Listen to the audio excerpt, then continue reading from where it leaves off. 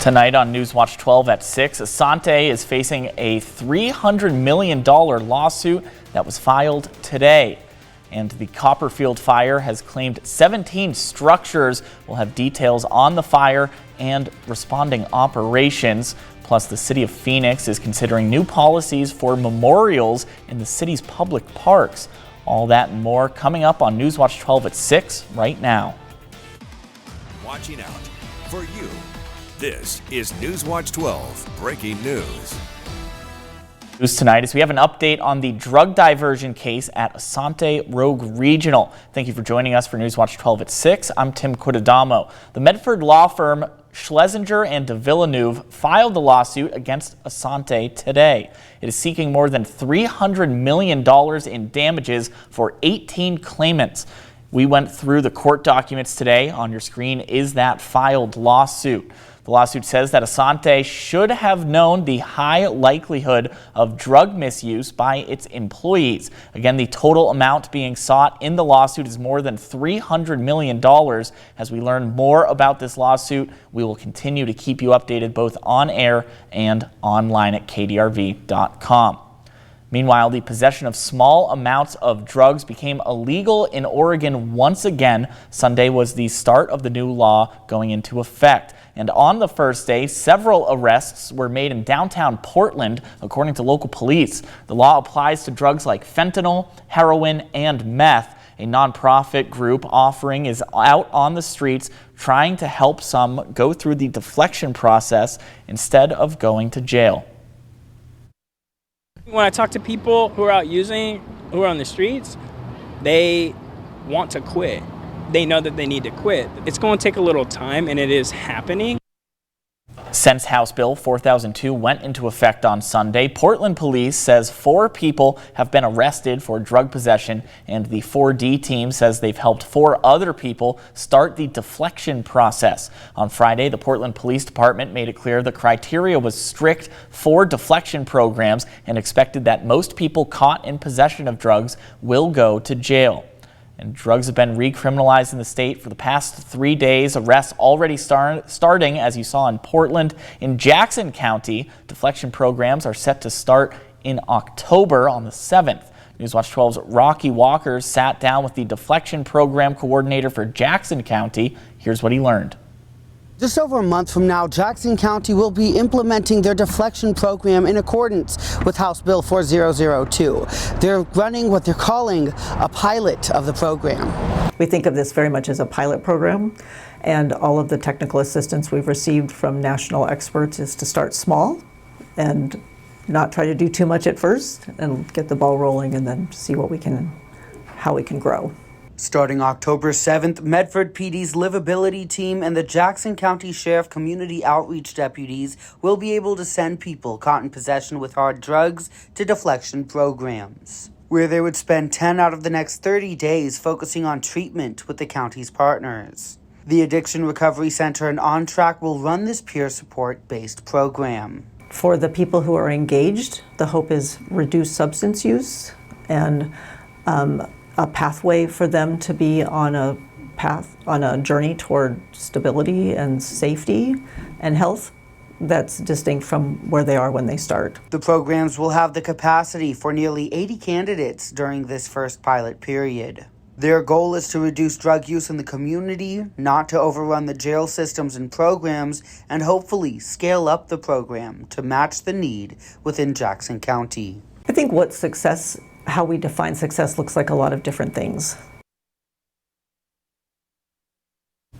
On our Fire Watch coverage, the Federal Emergency Management Agency has authorized the use of federal funds to assist with the Copperfield fire. The state of Oregon requested a grant which was approved on September 1st. FEMA funding will cover up to 75% of firefighting costs, such as equipment, suppliers, and repairs. This is the 11th Oregon wildfire in 2024 to get FEMA funding.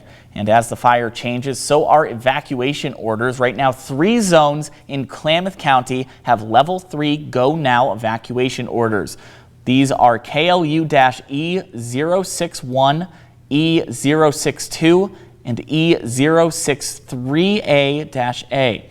4 zones have level 2B set evacuation orders: KLU-E063A-B, E064A, E073, and E111B. 3 zones have level 1 evacuation orders as well. The zones KLU-E060A, E060E, and E035B. To learn more on how to find your zone for your home or business and for the latest evacuation orders, you can head to our website, kdrv.com. And new information from Klamath County Sheriff Chris Caber on the Copperfield fire. Caber told NewsWatch 12 today that Sprague River Highway will reopen tomorrow morning at 8 a.m. So far in the Copperfield fire, 17 structures have been destroyed. 7 of them are homes. The fire has burned more than 3,600 acres and is 0% contained. NewsWatch 12 was on the scene yesterday talking to evacuees. Today we spoke with fire officials about the ongoing operations. Oregon Department of Forestry said several aircrafts and ground crews are working around the clock. Building line and building containment and stopping the progress of the fire. So it's a team effort, and it goes 24 hours a day. So we have a day shift and a night shift working on this fire right now. Crews from across Oregon are helping to secure other homes and structures in the area. The cause of the fire is under investigation. It's still not known at this time.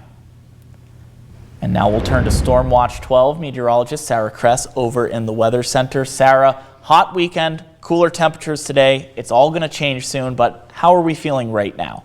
Right now, we're not feeling too bad. It's still pretty warm, but we'll be cooling down as we head into the overnight hours.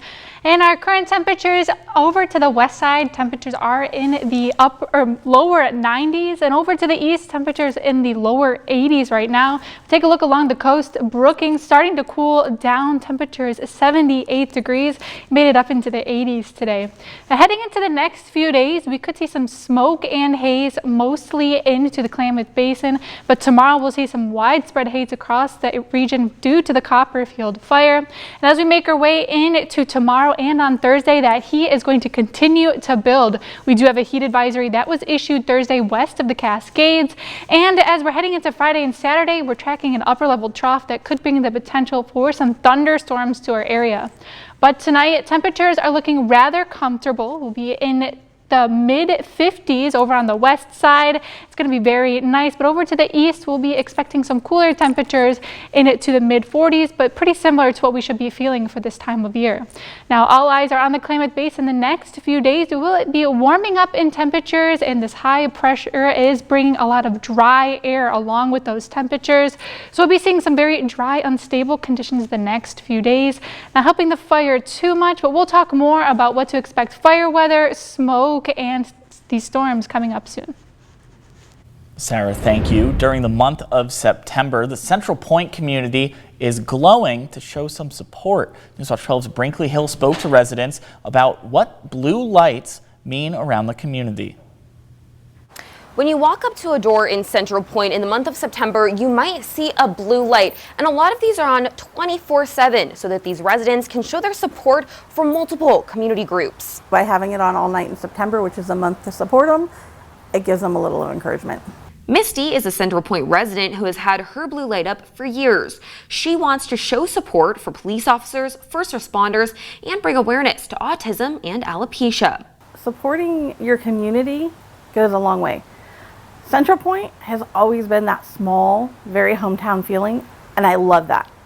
Central Point Police Lieutenant Josh Abbott says that this community is already incredibly supportive of the department, but seeing the glow in the day or at night is... It's one of those things that kind of helps remind us of that, keeps us positive and wanting to keep going. Many residents keep their blue light up year-round, but September is the month where neighbors keep their blue light on 24/7. What's just nice, our guys, when they're out on patrol, specifically at night, it just shows them, our guys and gals, that they're supported, and blue's the best color too. So Central Point, Brinkley Hill, NewsWatch 12. Meanwhile, in Talent, after more than 2 decades of serving the community, the Grotto Pizzeria is ready for a new chapter as it transitions to new ownership under Monroe Pizza. Known for its delicious pies and warm atmosphere, the Grotto has been a beloved local institution. As the outgoing owners prepare to say their farewells, they reflected on their time with the pizzeria and what they'll miss the most. What's your favorite part of the Grotto that you just are having a hard time saying goodbye to? Customers. Yep. That's it. We wouldn't be here without them. They're awesome. That's every one of them. We know my name. Fans. We know my names, their friends, their family. So yeah, that's going to be the hard part. The Grotto does have a few more days left before they officially close their doors. They are hosting an Almeda Fire anniversary event to celebrate the rebuilding of Talent and to say their final goodbye. That will be on Saturday, September 7th. And Access is asking for your help in supporting the Rogue Power Pack program. The program aims to address childhood hunger by providing food over the weekend to children in need throughout the school year. Last year, the Rogue Power Pack program served 621 local elementary school children, providing 112,000 meals over the weekends during the school year. This year, Access is seeking community support to feed an additional 130 children in the program. The Brit Music and Arts Festival announced today its acquisition of the historic U.S. Hotel building. Brit purchased the landmark in downtown Jacksonville with plans to retrofit and renovate it. The space would then house Brit's administrative offices, a small retail shop, and a multifunctional space for events. Brit says this acquisition aligns perfectly with their mission to enrich lives through music and arts while also preserving local heritage. The project will include input from local experts to ensure the building remains a treasured landmark in Jacksonville. Onto a money alert in Grants Pass. The city is offering help to low-income homeowners in the form of grants. These grants are to help with weatherization and rehabilitation repairs for homes. To apply, visit the City of Grants Pass website. Paper applications will also be available at the city's Community Development Department on 101 Northwest A Street. Grants will be awarded on a first-come, first-served basis. And last month, the Klamath County Board of Commissioners announced 2 grant opportunities coming to the county for local businesses and tourism. Today, applications are officially open and will remain open until 5 p.m. on September 30th. There is a mandatory grant orientation on Thursday for organizations that are applying. Applications for both programs will be available online on the Klamath County website. And in an update tonight for the Klamath Dam removal, the Karuk tribe says that water conditions are improving. The tribe says that the final loads of sediment previously trapped behind Iron Gate Dam are being flushed downriver, leading to short-term impacts. It says that the real-time water quality gauges indicate that conditions are improving. The river will appear turbid all the way to its mouth. The tribe says that fish species are naturally adapted to handle high sediment loads for brief periods.